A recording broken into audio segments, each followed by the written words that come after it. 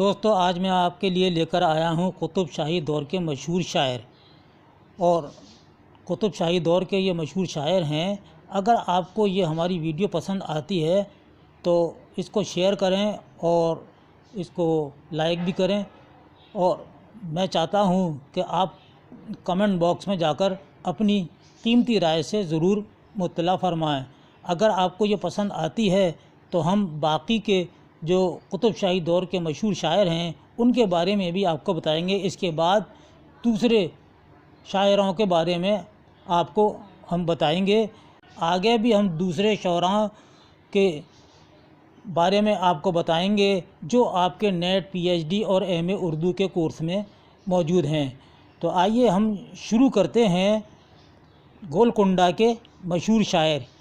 گولکنڈہ کی جو حکومت رہی ہے وہ 8 بادشاہوں کی رہی ہے، اور 8 بادشاہوں نے اس میں اردو کو بہت فروغ دیا، اور یہ لسانی اردو تھی، یہیں سے ہی اردو قائم ہوئی ہے۔ تو دوستو پہلا یہ ہے کہ سلطان قلی قطب شاہ یہ حکمراں تھے، انہوں نے 1518 سے 1543 تک حکومت کی۔ دوسرے آتے ہیں جمشید قلی قطب، آپ نے 1543 سے 1580 تک سلطنت قائم رکھی۔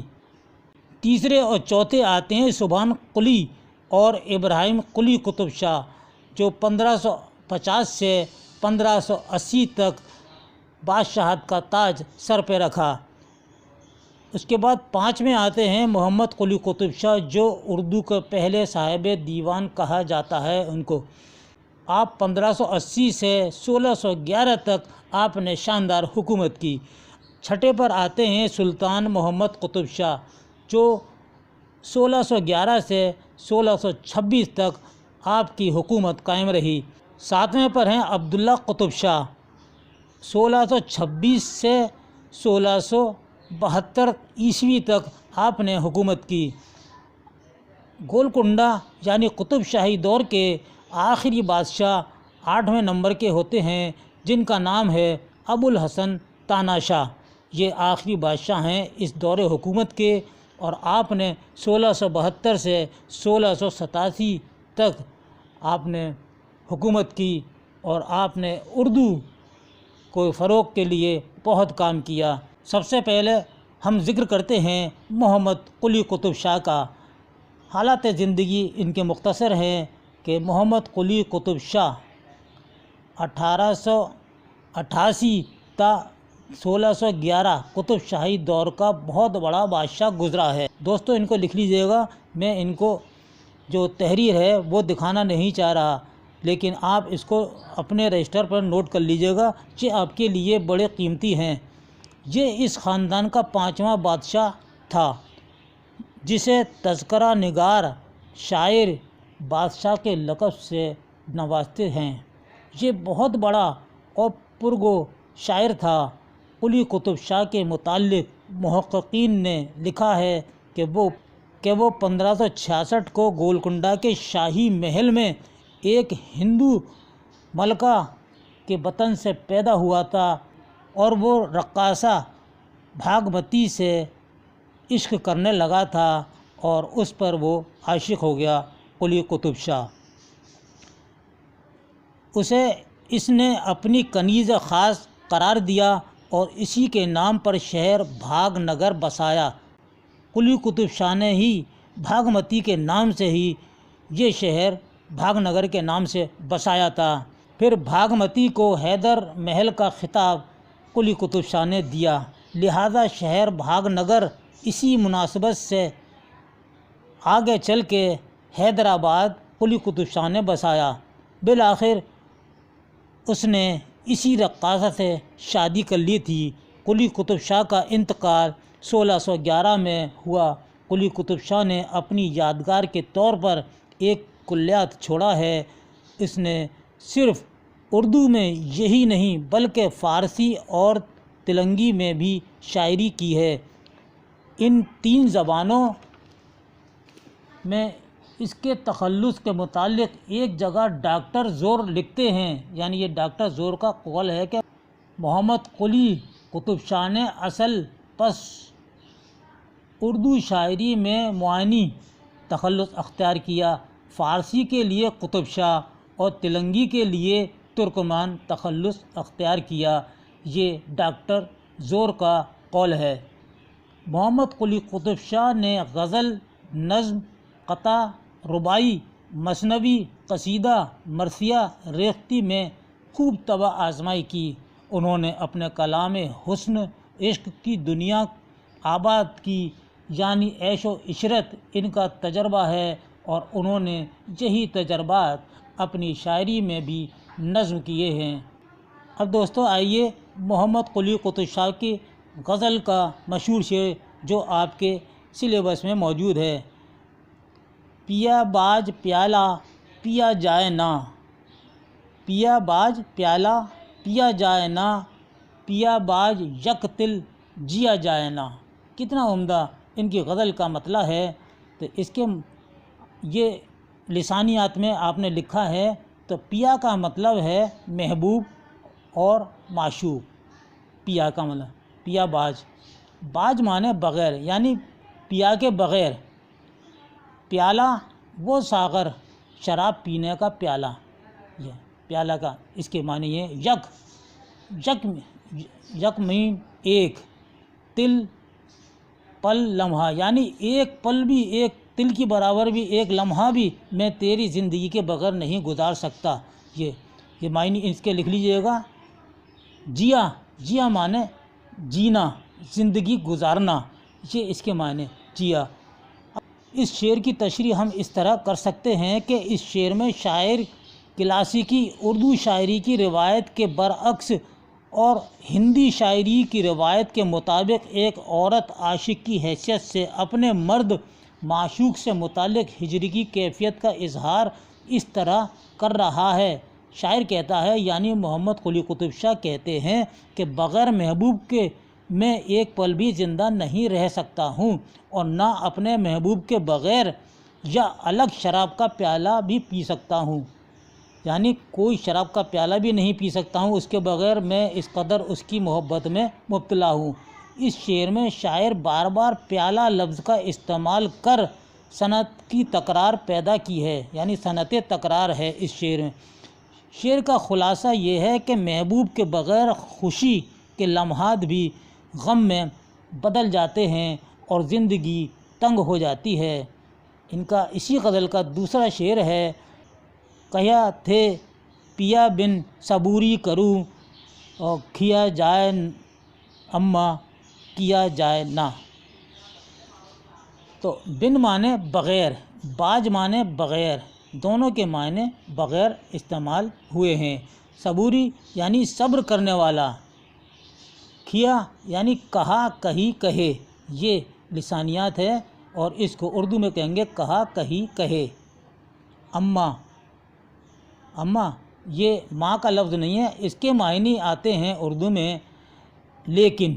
تو دوستو یہ ان معنیوں کو آپ یاد رکھیے گا، اور اس شعر کی تشریح بھی ہم اس طرح کر سکتے ہیں کہ شاعر اس شعر میں کسی عورت عاشق کی طرف سے کہہ رہا ہے کہ لوگ بغیر محبوب کے مجھے زندہ رہنے اور صبر کرنے کو کہتے ہیں۔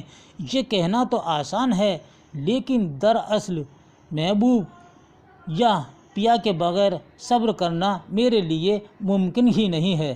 دوستو اب ہم پڑھتے ہیں ملا وجی کو۔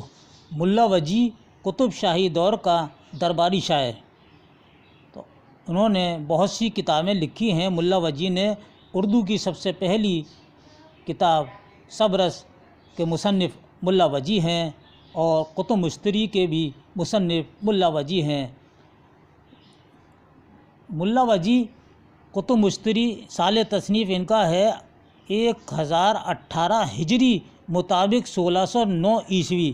آپ ہجری بھی لکھیے اور سن بھی لکھیے، سن عیسوی بھی لکھیے، تاکہ ہجری میں ہی پوچھ لیتے ہیں اور سن میں ہی پوچھ لیتے۔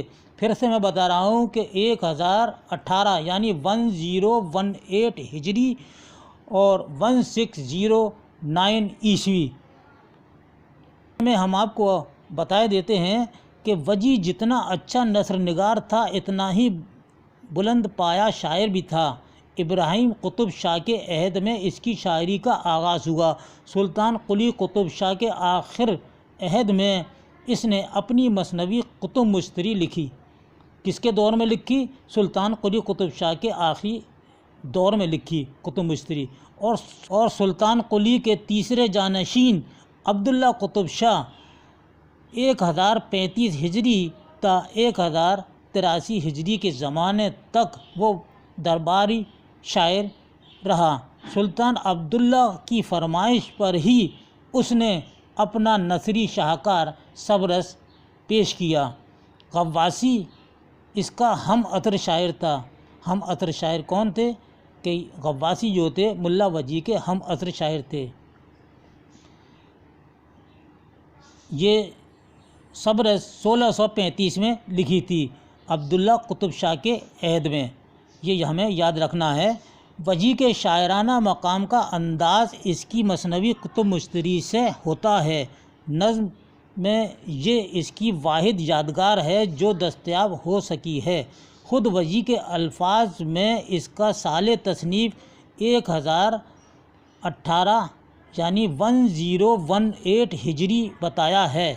دوستو، قطب مشتری کا مختصر خلاصہ ہم آپ کو یہاں بتا دیتے ہیں، یہ بہت اہم ہے کہ مثنوی کا ہیرو محمد قطب شاہ ہے۔ وجی نے موصوف کے عشق کی داستان بڑے دلچسپ پیرائے میں بیان کی ہے۔ اگرچہ قصے کا ڈول وہی روایتی ہے، لیکن اصل چیز لطف زبان اور بیان ہے۔ قصے کا خلاصہ یہ ہے کہ محمد قلی قطب شاہ سلطان ابراہیم قطب شاہ کا اکلوتا بیٹا تھا۔ جب وہ سن شعور کو پہنچا تو خواب میں ایک نازنین کو دیکھ کر دل و جان سے اس پہ عاشق ہو گیا۔ پھر کیا تھا، ہر حال میں وہی صورت نظروں میں اس کے جلوہ گر ہونے لگی۔ خواب میں وہ خود دیکھتا رہا۔ بالآخر اپنے محب خاص مصور عطارو، یہ اس کا کردار ہے، عطارو کے ہمراہ عشق کی وادیوں کی خاک چھانتا ہوا بنگالہ پہنچا۔ یعنی اتنا عاشق ہو گیا کہ وہ اب عطارو کے ساتھ میں، جو اس کا مصور تھا، تو اس کے ساتھ میں بنگال میں گھومتا رہا اور اپنی محبوبہ کو حاصل کر کے گولکنڈہ واپس آیا اور دھوم دھام سے شادی رچائی۔ قصے کی اصلیت شاید ہی کچھ ہو۔ بقول ڈاکٹر عبدالحق صاحب کے وجی کا مقصد اس مثنوی کے لکھنے سے بادشاہ کے حسن و جمال، شجاعت اور لیاقت کی تعریف کرنا ہے۔ وجی نے ایک طرف سلطان کی ستائش میں مبالغہ کیا ہے تو دوسری طرف خود اپنی شخصیت کو نمایاں کرنے کے لیے بھی کافی حد تک کام لیا ہے۔ لیکن حقیقت یہ ہے کہ نظم کے مقابلے میں اس کی نثر کا مقام بہت بلند ہے۔ تاہم تقریباً 450 سال کی طویل مدت کے رکھ کر اگر اس کا مطالعہ کیا جائے تو وجی کے کمال فن، قدرت زبان اور ندرت بیان کو دیکھتے ہوئے مثنوی کی اہمیت کا قائل ہونا پڑتا ہے۔ شرح شعر کے باب میں وجی نے جو کچھ اظہار کیا ہے اس سے اس کی بہترین تنقیدی صلاحیتوں کا پتہ چلتا ہے۔ اس کے نزدیک شعر سلیس ہونا چاہیے، خیال میں کچھ نہ کچھ نزاکت ہونا ضروری ہے۔ اچھا شعر وہ ہے جس میں الفاظ اور معنی ایسی ہم آہنگی ہو کہ دونوں مل کر ایک ہی معلوم ہوں۔ معنی کی مثال ایک حسین و جمیل محبوب کی سی ہے۔ ان کے قطب مشتری کا بہت مشہور شعر ہے کہ دکن میں جو دکنی میٹھی بات کا، ادا نہیں کیا کوئی اس دھات کا، سخن گو وہی جس کی گفتار تھے، اچھل کر پڑے آدمی ٹھار تھے۔ دکن میں جو دکنی یعنی دکنی، ٹھیک ہے، میٹھی لفظ استعمال ہوا ہے تو اس کے معنی ہیں میٹھی، اور ادا نئی کے معنی ہیں نہیں، یہ ہے اردو کا لفظ اور وہ لسانیات کا۔ تو یہ شعر ان کا بہت مشہور ہے، دیکھیے اس شعر کو اور نوٹ کر لیجئے اس مثنوی کے شعر کو۔ قطب شاہی دور کا بہت مشہور شاعر ملا غواصی، آخری کتاب کا سال تصنیف طوطی نامہ اس کا سن تصنیف ہے 1639 عیسوی اور ہجری ہے 1049۔ ملا غواثی سلطان عبداللہ قطب شاہ 1035 تا 1083 کے دربار کا سب سے مشہور شاعر رہا تھا۔